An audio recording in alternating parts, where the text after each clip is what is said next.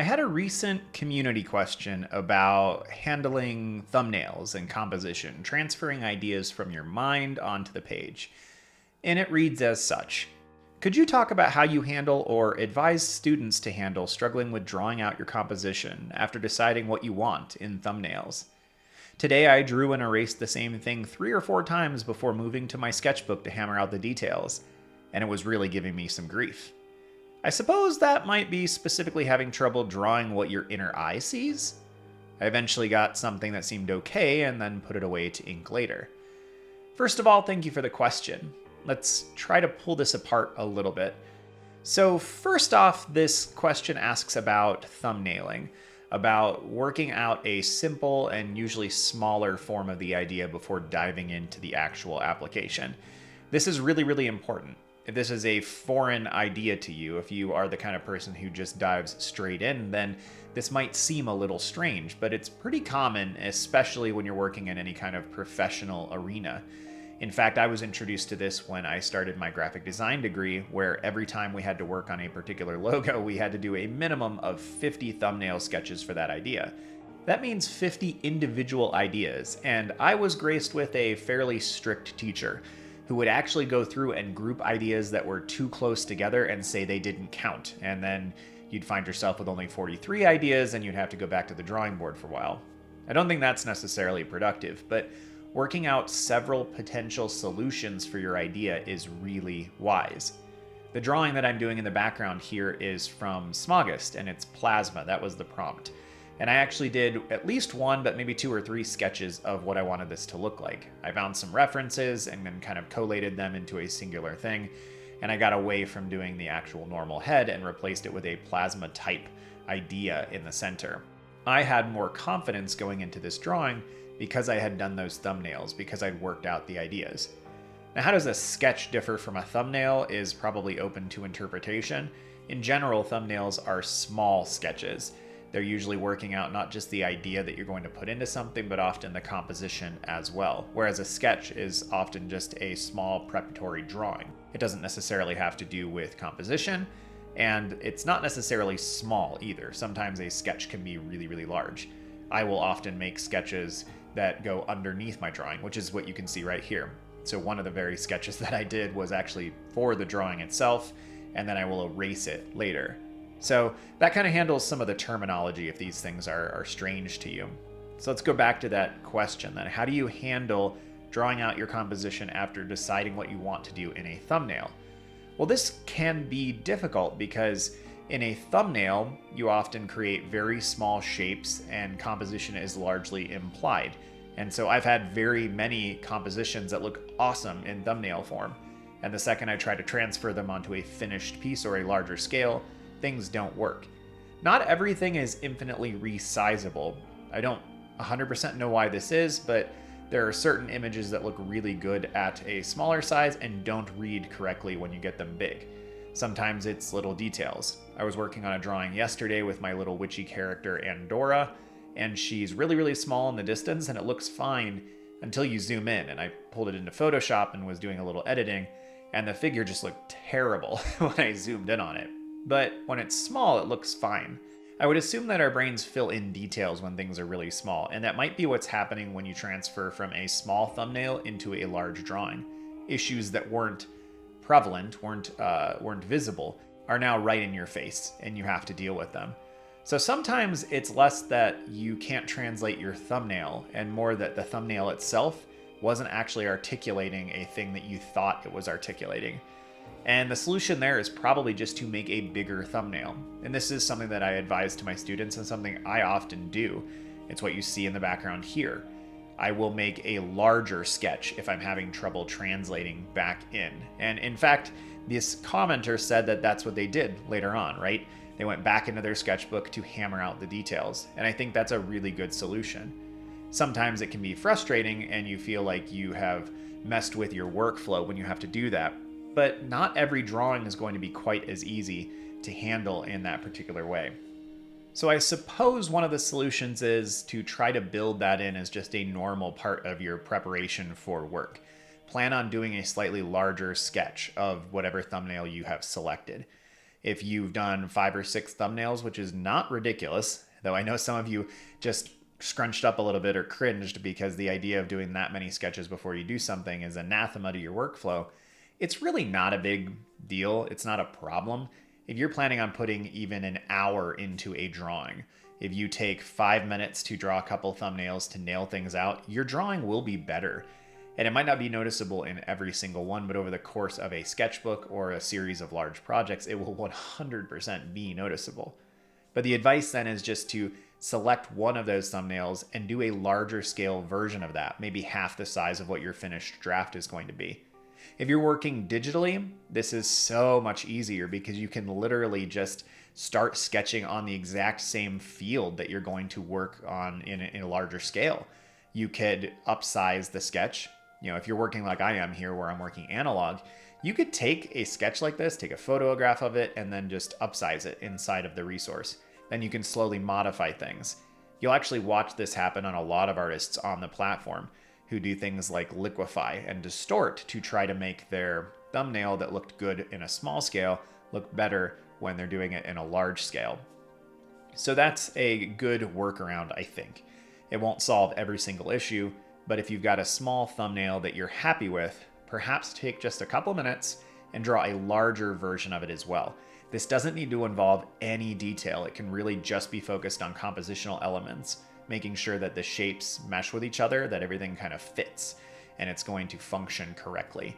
I like doing this process because it kind of keeps me from the stressful work longer. But also, the more I've worked things out in my sketch, the less stressful the final execution will be as well. The next part of this question, though, I think is really important and something that all of us struggle with.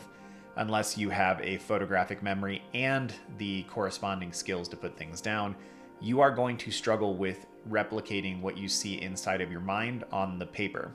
I have seen this best described perhaps by the fact that the images we see in our mind are not complete. We see fragments of things. Try this for a moment. Think about maybe your favorite movie or a person in your life that you haven't seen in a month. Now try to find them and look at their face in your mind. If this is from a movie, pick a character perhaps, or a location. Now, you're envisioning that person or that location. Try to zoom in on details. What color is that wall? What color are those eyes? What were they wearing in your memory? Really try to hone in on those things.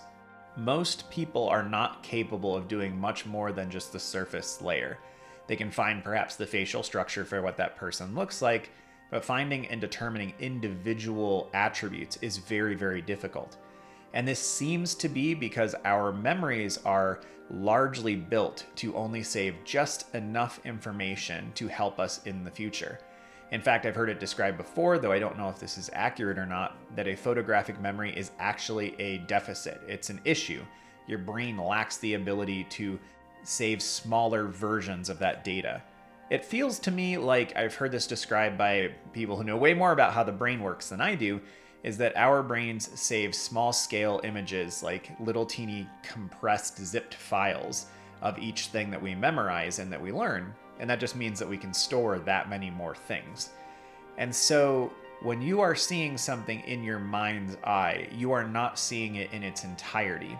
You are seeing a fragmented image that is being held together by your emotions and by the amazing power of the human brain. But that also means that the second you try to put it down on the page, you can't actually articulate that thing because it's not corporeally real inside your head. It is an ethereal floating image. Now, again, there are people who can do this. People with perfect memories, with photographic memories, are often capable of recalling the exact location on a page that a particular quote happens years after they read a book, or being able to fly over a city and perfectly replicate in a drawing all of what they saw. But we know that's not most of us. Most of us can't do that. Most of us have brains that save the necessary data, and then we can envision beautiful things in our minds, but they're not real. So what you see in your mind eye is not really accurate to the real world. You can hone that skill. You can continue to see better. You can keep looking at that thing inside your mind. You can start filling in the details. You can look up reference material. You can keep honing those skills to get better at it. But inevitably, it's just not going to be something that can be translated. The more that you work on drawing from imagination, the more that you hone your skills and understand form and light, you'll be able to do it better. But for most of us, this is just going to eternally be a struggle. And this is a struggle that most artists endure. Most of us can't draw something that we haven't studied before. Some of us can. I have a very good friend who I could call right now and say, hey, I'll pay you $50 if you can draw a giraffe that looks like a giraffe in 5 minutes. And he would be able to do it without any reference, but that's not particularly normal. Most of us would try, and then we'd have to relate it to something we have drawn before. We'd have to think about, well, the head structure is kind of like a deer, and I've drawn some deer, and how's that work? But how long is that neck? And there's a lot of thoughts and things that we would have to consider. We might be able to get close. Other people would recognize it as a giraffe, but also probably chuckle because things would be a little bit off kilter. But yes, it's just very, very hard to draw things from what we see in our head, and most of us struggle with it. The ways to work through this are strategies concerning drawing from imagination. And in my mind and experience, a lot of that just comes from continually adding new things that you understand and that you have drawn. Part of the reason that on a normal weekly basis, when we're not doing things like Inktober or Smogist, we are doing weekly study sessions in the Discord server is because, selfishly, this means that I am drawing something that I wouldn't normally draw on a weekly basis, and I'm studying what makes a stone look like a stone, what makes a cloud look like a cloud, what are the body segments of an arachnid. Those kinds of studies inevitably increase my visual memory. They give me the ability to do other things. And it's not like they only translate to themselves. If I learn and spend a lot of time drawing insects and arachnids, that also kind of inevitably helps me to draw robotic things, because there's some similarities in how those things are put together, how they function. Likewise, if I draw a lot of horses, that's going to translate into a lot of other quadrupedal animals.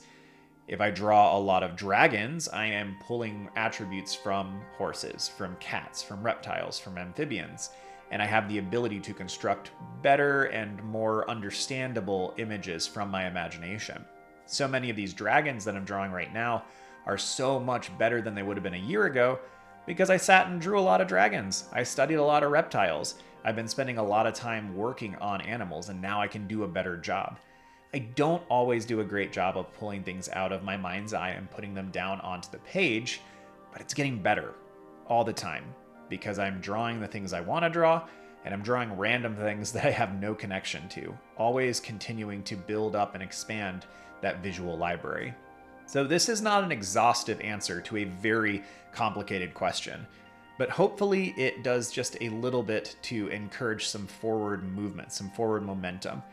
It's a difficult thing to do. We all want to be able to draw what we see in our head, but it is a very difficult thing for us as humans.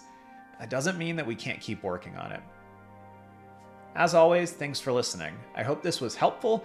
I hope that it helps you feel a little bit better about what I presume you struggle with as well as an artist. So I hope that it carried some benefit for you. If you want to check out the Discord server, you can do so in the link below. Thank you to patron Who, What, Where, When, and my other patrons for your continued support. If you would like to check out the Patreon, it too is linked below. But thanks for being here. Have a good one, y'all. See you soon.